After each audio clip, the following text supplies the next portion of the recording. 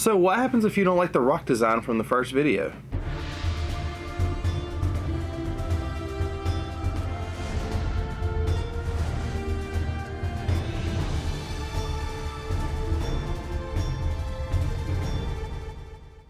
After the first video, there was plenty of positive feedback on how to build better rocks, how to build better mountains, how to do it easier, how to use less filler brick, and all the different design styles that could be chosen. But that's kind of what I said. I said there is no right or wrong way to do this, and there's plenty of different ways this can be done. This is just one of them. So what I'm going to do is show you in this video another way, which is kind of my favorite way because this is what I did in the castle. So what we're going to do is add more rock, not that rock, to our rocks. And I'm going to explain how to kind of show different styles and mix it up. Now, last week's terrain build was full of bricks, all filler bricks, yes, but nonetheless it was full of bricks. But first, what is filler brick, you ask? Filler brick is actually brick that is discolored, scratched, just kind of doesn't really matter. It's stuff that's going to be put inside builds for support that's never going to be seen. People use them for mills plates, people use them for kind of like when you go to a convention and you see Duplo in the back of something that just kind of is there to hold up or support a section of a build. Filler brick is used for all of that. There is a ton of Bricklink stores that sell stuff that is discolored and used bricks and stuff like that that are all scratched up or maybe just even not really up to their standards to be sold as normal stuff, and you can buy it for a huge discounted price and kind of use it just for filling bricks, use it to support everything. All you need to do is really support what's going to sit on top of it. In this style of terrain, it not only uses normal slopes but also inverted slopes. This style is what I use for my castle. Like I said, it gives a much better look in my opinion than just being sloped straight up. And this is more of a let's just put a bunch of pieces everywhere, grab some stuff and place it kind of random style. I first always build a wall. With the wall you build, you just simply create a height you want to go with, and I guess we'll call this the foundation. And when you're building the foundation, you use it to just kind of really set the height of where you want the mountain to be. After the foundation is built, you can just lay plates across the top of them, and that actually allows you to know where the top of the mountain is going to be. I don't attach plates right now, I kind of attach them at the end, and I'll show you why. And remember, while doing this, it's the same as mills plates. There has to be enough support underneath to hold the weight of what's going to sit on top. Also, if you're displaying somewhere, you want to cover the back side in brick so that there's no open spacing, that you don't want people to see inside of your build, and it gives it that clean look. Now, I will be creating a video on borders and showing how to do those, and that will be completely separate. I will be doing this mock and design in the border, and I'll show you kind of how I create borders for things and different ways to do that also, because the castle doesn't have a border. I've kind of like bled it out on the table. So what we're going to do is skip most of that talk for now. So after you get the foundation put up, that's when you start placing slopes and creating that rocky mountain look. The big difference in this build is adding inverted slopes to push the mountain back out, which gives it a look of not being just a solid incline. Since you've created your foundation, now you know where the last slope that needs to be placed is, and this allows you to keep going up and out, but also know where you need to stop. Remember, the only way to make this realistic is just to place them randomly. Do not try to create a pattern. And the most difficult thing to do while creating mountains is honestly the corners. There's only like 5 or 6 corner pieces that are actually made, so you kind of have to use slopes back to back to create that corner look. And keep in mind, there's no one right way to build this Lego rockwork. It's just however you want it to look. With placing slopes in here, you're just kind of putting them on top of each other. I try not to put the same slopes beside each other.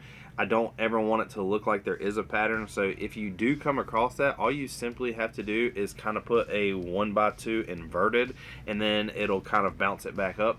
Now remember that while doing this, you do need to add bricks behind this every once in a while to create the support.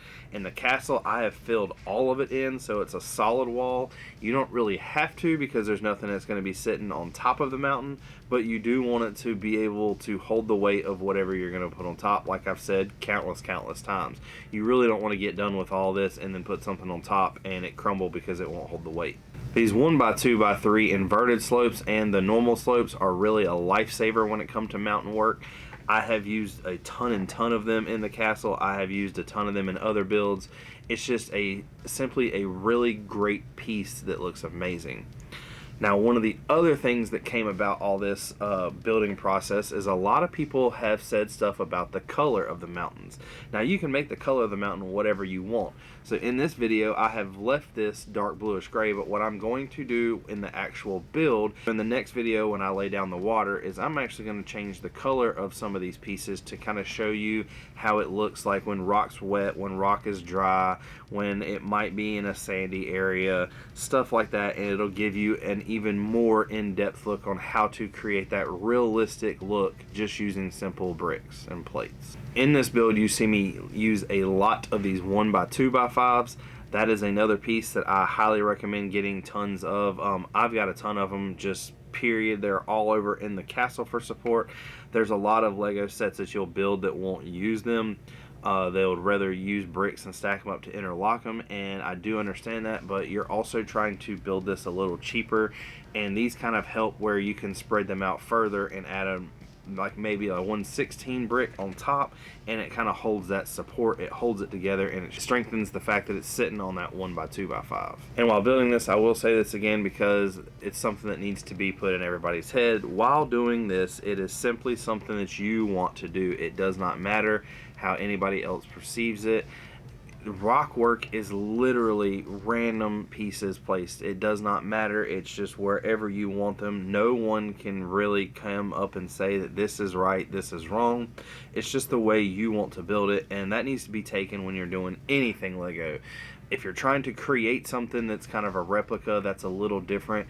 But if you're just building for you, it does not matter. It's just what you want it to look like. Another thing to really think about while building rock work is you can always add stuff like cracks and different holes in the mountain. You can add caves. You can add a whole bunch of stuff.